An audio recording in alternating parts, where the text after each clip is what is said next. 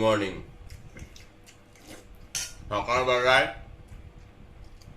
আর কোনো ব্যাপার নেই, খাওয়া দাওয়া করো আর বেরিয়ে পড়ো কাজেতে। কোনো মজা নেই, কোনো কিছু নেই। আজ ছুটির দিন, জন্মাষ্টমী, গোপাল ঠাকুরের জন্মদিন, তো সেই সব কিছু না করে খাওয়া দাওয়া করো আর বেরিয়ে পড়ো। কি বলতে পারি আর আর কিছু বলার নেই। প্রতিদিন এক কাজ। আচ্ছা, খাচ্ছি হচ্ছে চিড়ে। চিড়ে সেদ্ধ আছে না, এটা জল দিয়ে আচ্ছা জল দিয়ে ধুয়ে লেবু দিয়ে চিনি দিয়ে মাখা, পেট ঠান্ডা করে শরীর ঠান্ডা করে বউ বলেছে, তাই খাই। খেয়ে দেই বেরিয়ে। দেখো বন্ধুরা, আজকে আমি কি রান্না করছি। আজকে এত বড় একটা মোচা রান্না করছি। দেখো কত বড় মোচাটা। এই মোচাগুলোকে কি মোচা বলে বলো তো? গর্ভ মোচা। এই দেখো কলা অলরেডি হয়ে গেছে, টেস্টও কিন্তু ভালো হয়। এই দেখো ভেতরে সব কলা হয়ে গেছে। মা আগের দিন নিয়ে এসছে এত বড় মোচাটা। দেখতে পাচ্ছ কত বড় মোচা। এটা কাটতে আমার অনেকটা টাইম লাগবে। এই মোচাটা আজকে করবো আমি চিংড়ি দিয়ে, ছোলা দিয়ে আর নারকেল দিয়ে।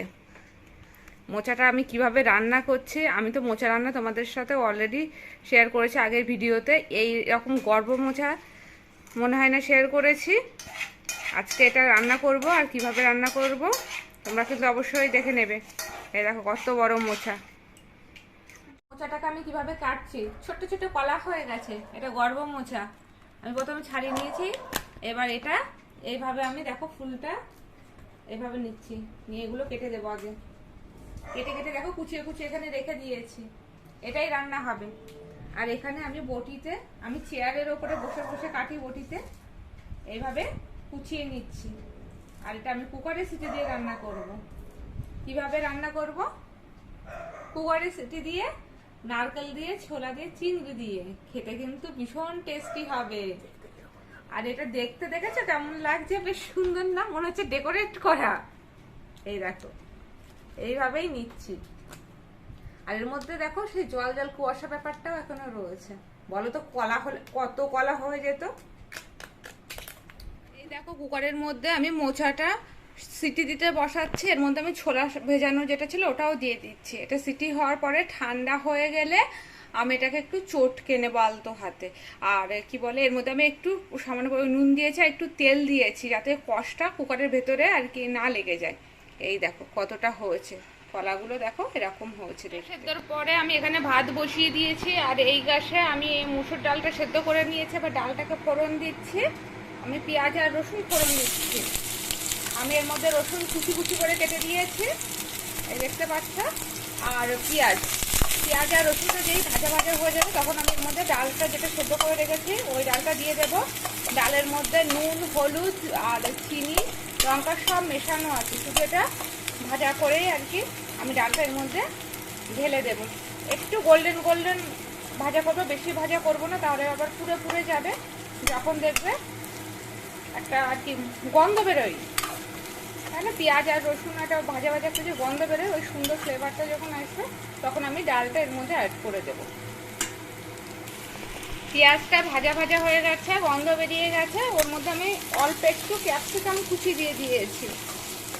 এই যে অল্প একটু ক্যাপসিকাম কুচি দিয়ে এবার নাড়াচাড়া করে নিয়ে আমি ডালটাকে অ্যাড করে দিচ্ছি। ডালটা গরম রয়েছে তো আমি এইভাবে অ্যাড করছি। এই যে ডালটা একটু ফুটে যাবে, মিনিট 2 মতো হবে। আর এর মধ্যে বলেই দিয়েছে আগে সব যা মশলা দিয়ে করার ছিল সবই অ্যাড করা আছে। এটা একটুখানি ফুটে গেলে আমি নামিয়ে দেবো। আমার ডাল রেডি হয়ে গেছে। মোচাগুলোকে আমি ঠান্ডা করতে দিয়েছি। কুকার থেকে বের করে আমি এরকম দুটো থালায় পাঠিয়ে দিয়েছি যাতে তাড়াতাড়ি ঠান্ডা হয়ে যায়। তারপরে এটা আমি আলতো হাতে চটকে নেব। দেখতেই পাচ্ছ এটা ঠান্ডা করতে দিয়েছি। মাছের ডিমের বড়া তৈরি করছি আমি আজকে মুসুর ডালের সাথে। মাছের ডিমের বড়া আর মোচা তো করবই, আর ভাত আজকে দুপুরের মেনু।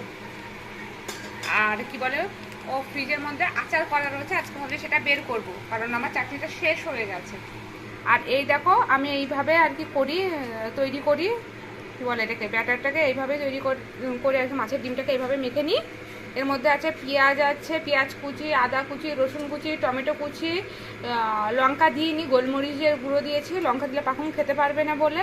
আর দিয়েছি এর মধ্যে কর্নফ্লাওয়ার দিয়েছি, চালের গুঁড়ো দিয়েছি আর কালো জিরে দিয়েছি। এইগুলো দিয়ে আমি মেখেছি মাছের ডিমটাকে। আর এই যে বড়া তৈরি হচ্ছে, এখানে কিন্তু খুব টেস্টি হয়।